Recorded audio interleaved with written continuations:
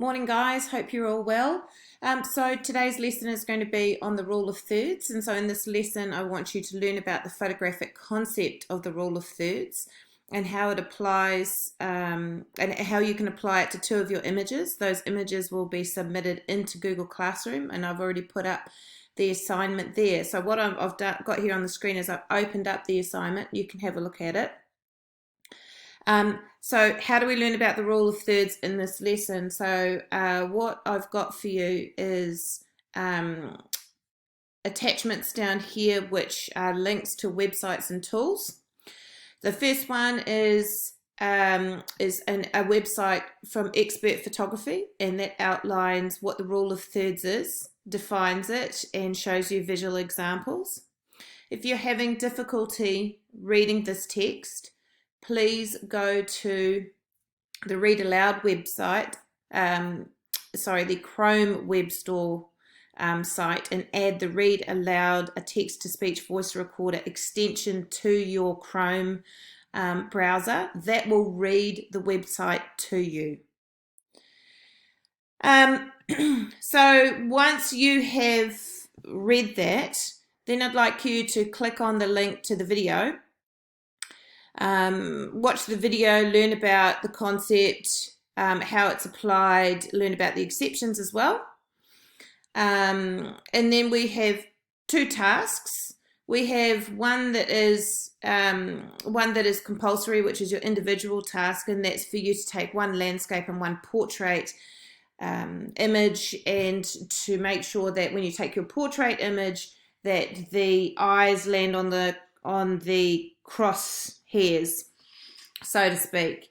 And I want you to submit that. The other option is a group assignment where, and it's a little bit different because it's looking at still life, again using the rule of thirds though. Grab a piece of fruit or a vegetable, take an image of it, create a Google slideshow, pop your image in, and then connect with two or three other people via email, get them to pop their images in, and then if you can, please critique each other's work. One positive comment, one critique or criticism that tells them how they can improve something, whether it be the composition, the lighting, the subject, etc. And then finish off with one positive comment. So I want you to do that and then share that with me when it's done. If you're having difficulty writing your critique in terms of your difficulty typing, can you please go open up a Google document, and what you'll see here is the speech to text facility on Google Docs. So you go tools, and then you go voice typing, and then the little microphone will pop up. You click on it to speak, and then it will start typing what you say to it. Once you've finished that, how do you check whether your image does in fact meet the rule of thirds? So you open up your image in Photoshop, and I've got a wonderful portrait here.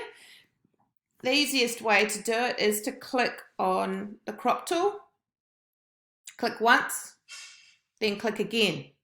So as you can see, my image that I've taken here, my selfie, does not meet the rule of thirds in terms of in good portrait photography, the eyes should sit on one of the vertical or horizontal lines. So I'm just going to move that down, and as you can see, now they fit, and I actually am meeting the rule of thirds in terms of the face is over 2/3, and there's some negative space on the left side. If I want to, I can move it so it's composed where the face is central and the eyes are pretty close to the crosshairs there. Okay, done. And you're going to save that and upload that. So I hope you're all keeping well. In terms of entertainment, remember that clean, politically correct COVID-19 memes uploaded onto our Google Classroom will keep me amused and help me survive staying at home with my kids. All right, Take care, everybody, and I'll be back later with a Zoom Burst tutorial.